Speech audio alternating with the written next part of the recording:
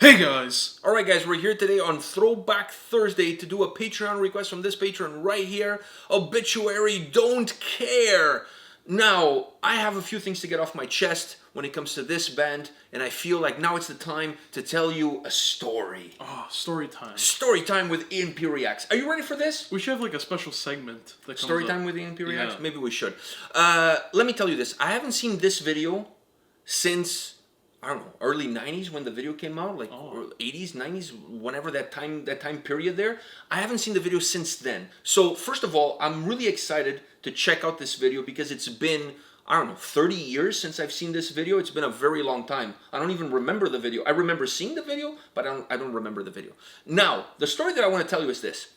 Growing up, big fan of Obituary. I discovered Obituary through the album The Incomplete. All right?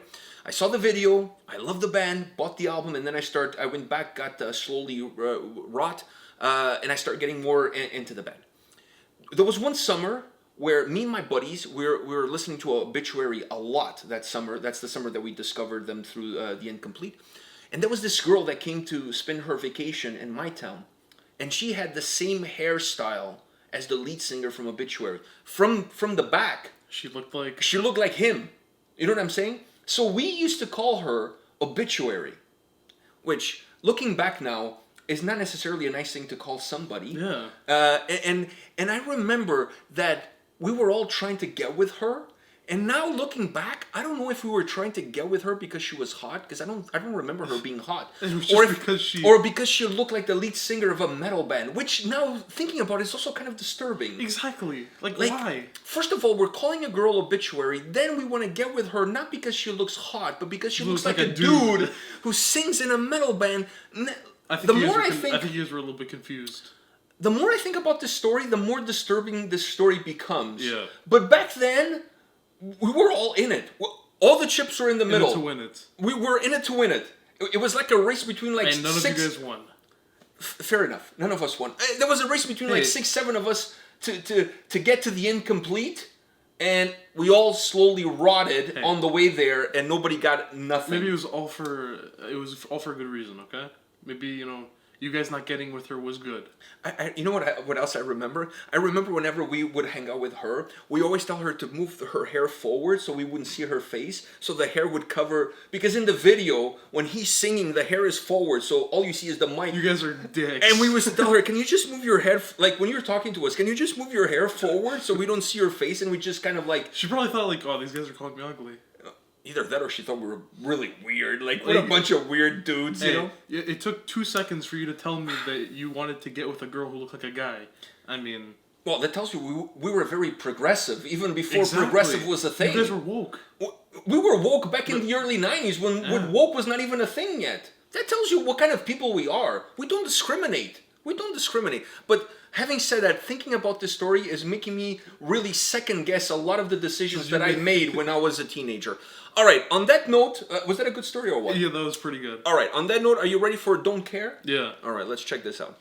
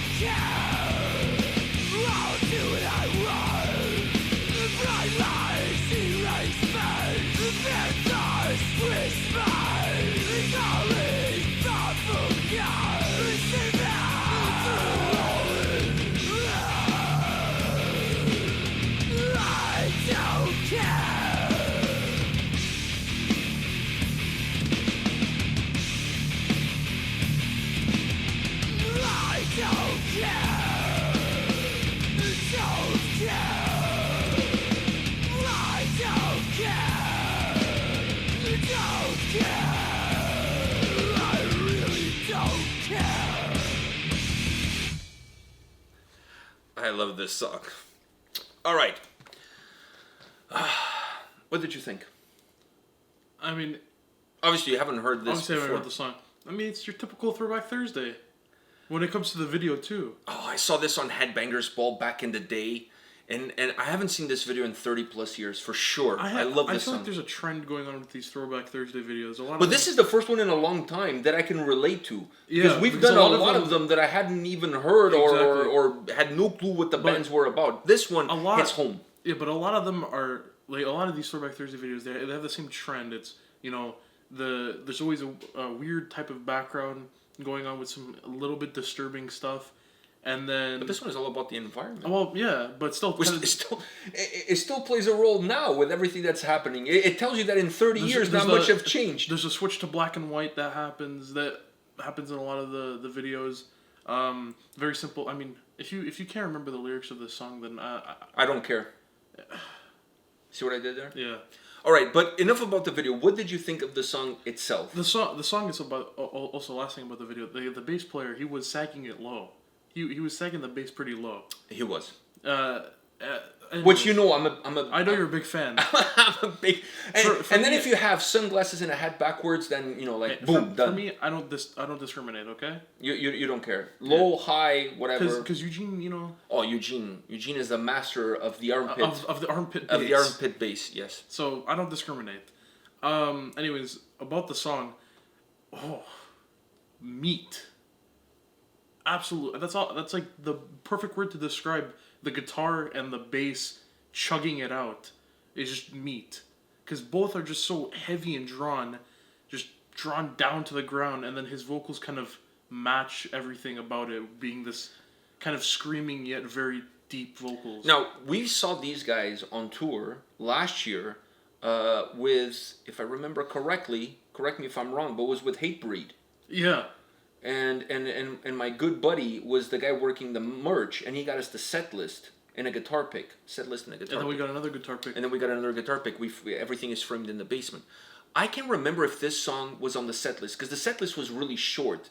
If I remember correctly, it was like 7 songs, something like that. Yeah. It was really, really short, because they were one of the opening bands on that bill with Hatebreed. Who else was on that bill? Cro-Mags was on that bill. Yeah.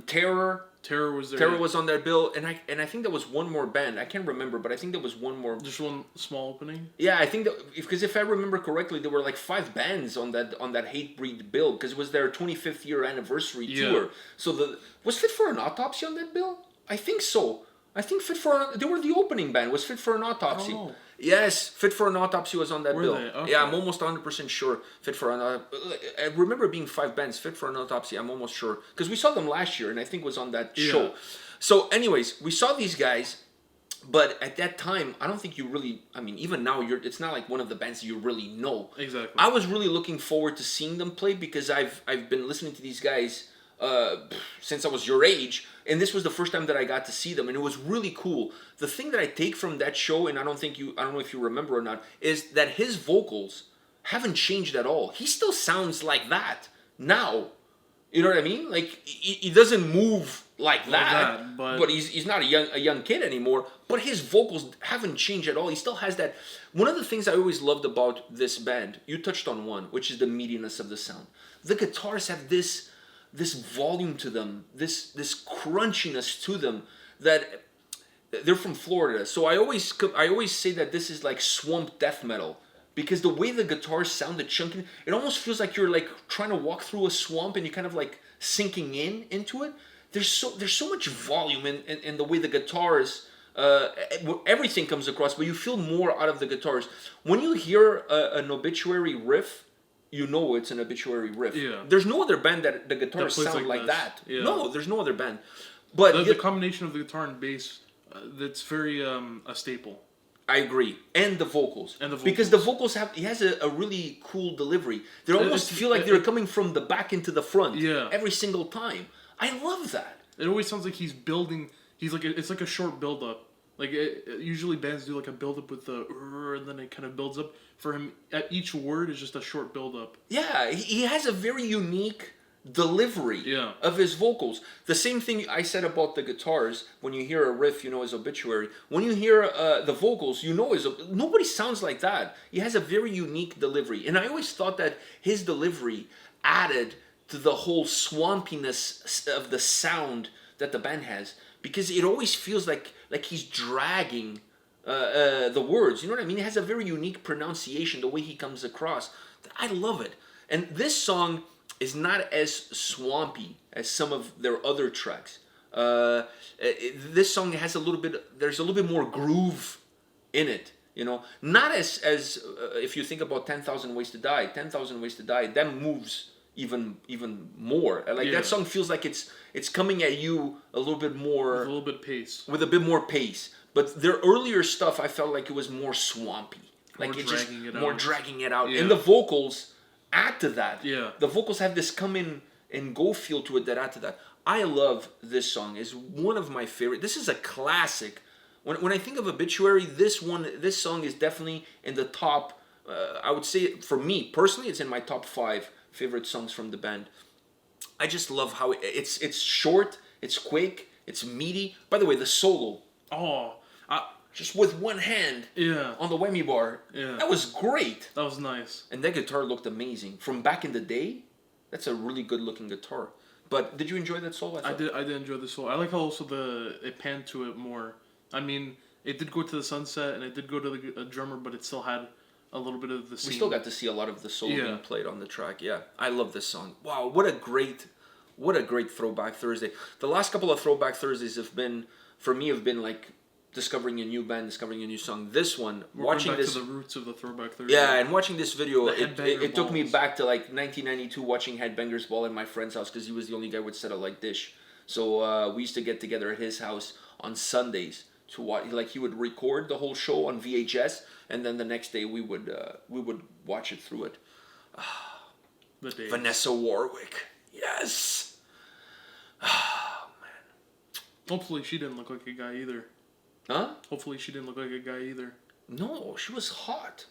She was like, she was damn hot. Like she was like, damn. 90s hot. What the fuck is that supposed to mean? I don't 90s know. hot? The hots have changed throughout the decades. Hots have changed. Listen, what was hot in the 80s and 90s is no longer hot today. I used to go to metal shows in Portugal, and all the chicks looked like dudes. And I'm not even talking about good-looking dudes, because that would have been kind of okay. But I mean, they looked like the worst kind of dudes possible. Like, you know what I mean? Like, it was just horrendous. Now I go to metal shows with you. We go to metal shows. The chicks are like incredibly good looking. That's what I said. Incredibly good looking. Like now, if you're single and you want to find a girl that's into the same scene as you, man, it's actually hard for you because they can pick and choose. Because on the scale of who has the upper hand, they do. Yeah. You know, they all look better than the dudes at the shows. You know what I mean? Back in the day, for me, my experience was the reverse. The guys looked better than the girls.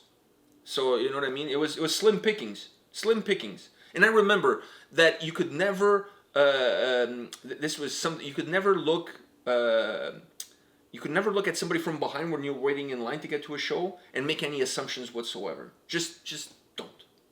I'm just going to leave that out there. Okay. You know, just don't. But the girls, yeah, not very good. Not very good. Maybe metal back then, it was not as broadened as it is now. Maybe that had a role to play in it. I don't know. Maybe it was because it was Portugal. Exactly. Maybe Portugal is slim pickings even now. I don't know. I haven't been there in a long time. I don't know. I don't know. Saying. I'm just keeping it real. Yeah. I'm just keeping it real. That's the only thing you can do is keep it real. Keep it real. Having said that, we did go to Portugal to a festival, and there was a lot of good-looking women there.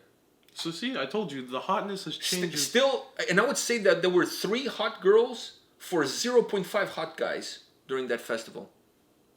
And by hot guys, I'm not saying like I would date one, but I'm just saying like, you know, we're learning a lot of stuff about this guy today. They looked a little bit above average. Let's put it that way. Okay. They looked a little bit semi-coiffed. Semi-coiffed. Okay. All right. On that note, I think we need to end this now. Yeah, because we need to end this. This is going absolutely nowhere fast. For you, at least. At least for me. For one of us. One of us is going to cry tonight, and it's not going to be you. Yeah. All right. On that note, guys, come back tomorrow. We'll have more videos for you. See you guys. See ya.